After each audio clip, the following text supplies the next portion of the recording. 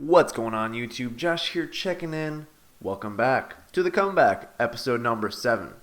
So I'm actually an idiot. I had recorded a pretty lengthy introduction, sort of vlog style, prior to this workout, letting you know what I've been dealing with, letting you know my thoughts. And of course, I did not turn on the microphone. So rather than include that clip, I'm just going to voice over the whole video.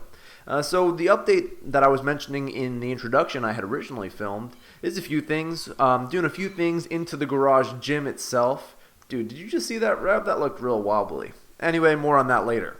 So, doing a few things to the garage gym, I insulated the garage doors, which actually made a pretty significant difference in reducing the max temperature during peak, heat of the day. There were times where it was definitely over 100 degrees in that gym, just from all the radiant heat from outside and everything getting in. So I've sealed off. I added weather stripping on the outside. I put foam insulation on the inside. And we'll be getting an air conditioning unit in the garage because the summer in Texas was killing me. Now, that's gym updates. How about me updates? Well, squats were definitely concerning going into this workout. The last time I had squatted a good workout was probably one of the previous episodes on the series, which was a good few weeks prior to this workout. Well, what the heck's been going on?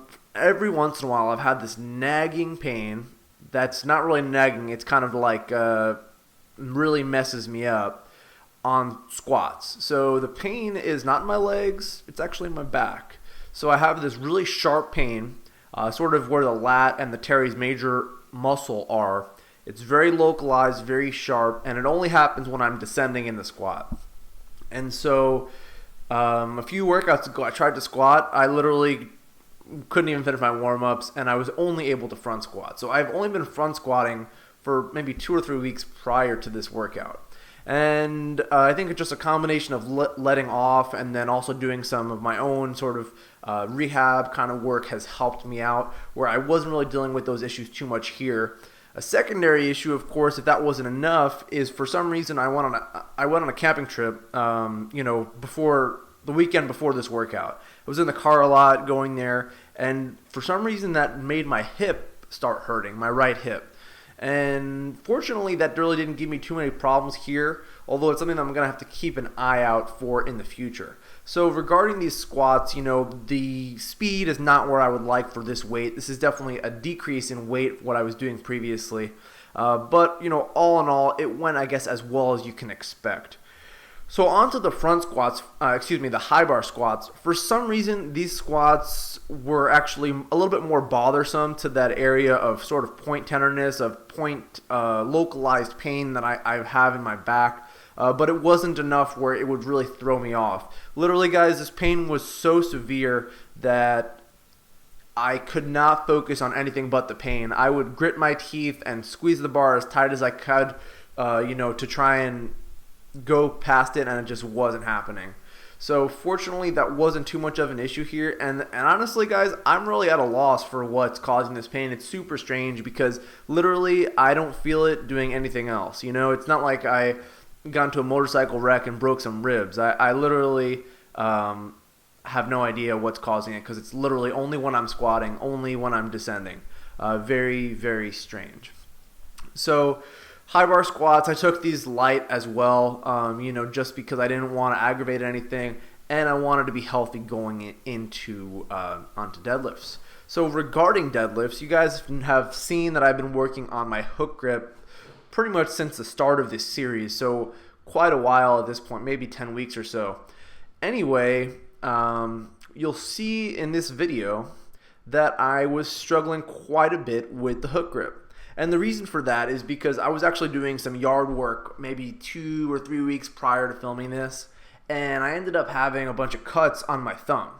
Now, if you've ever done hook grip, you know that you pretty much cannot do anything if you're all cut up. And of course, that's what happened. So I was just using straps because I needed to let those wounds heal, and literally just taking a break from hook gripping, maybe 2-3 weeks top, probably like 2.5 weeks to be honest. Really just it feels like I'm starting over. Because, if you've ever done hook grip, you've ever switched to it, when you first do it, you're thumb sort of gets sensitized and you slowly build up in weight, which is what I was doing. So this was a perfect opportunity. But literally I took off 2 weeks and it's like I'm starting from scratch. So 365 is not a heavy conventional deadlift for me. You know, I could do this switch grip or with straps for definitely like a solid set of 10, maybe even 15, to be honest with you. But the limiting factor here is my thumbs feel like death. Feel literally like death. And that's why this was just so brutal. Although I will say I stuck with it and I never switched to straps and I never switched to switch grip. So these sets, I've sped through them because literally they took probably 2 minutes to complete, because between each rep, I was just dying, contemplating what the hell I'm going to do, looking at the bar. I'm trying to figure out what's the best way to grip the bar, see if I can do anything any differently. My calluses on my thumb were starting to rip a little bit, and it was just not pleasant. So anyway, guys, you know, it's part of the journey with hook grip. It's something that you have to consider, something you really have to stay with. And if you're somebody like me, you know, I'm a doctor, but I do work a lot with my hands. I did some woodworking projects. I work on my truck. You know, you're going to get cut up on your fingers, and I don't know, maybe if you've been doing hook grip for 10 years, it won't be an issue, but I'm a novice to hook grip. So for me, that was definitely, screwing things up a little bit there. So for accessories, I figured I would drop the weight a little bit, work on some pause deadlifts here, see if I could get lower weight, a little bit more time under the bar with the hook grip. And it was definitely a little bit less bad than that 365. This is only 275, but this was still pretty darn rough, guys. So anyway, I hope you guys enjoyed the video. I apologize, this is coming out a little bit late here.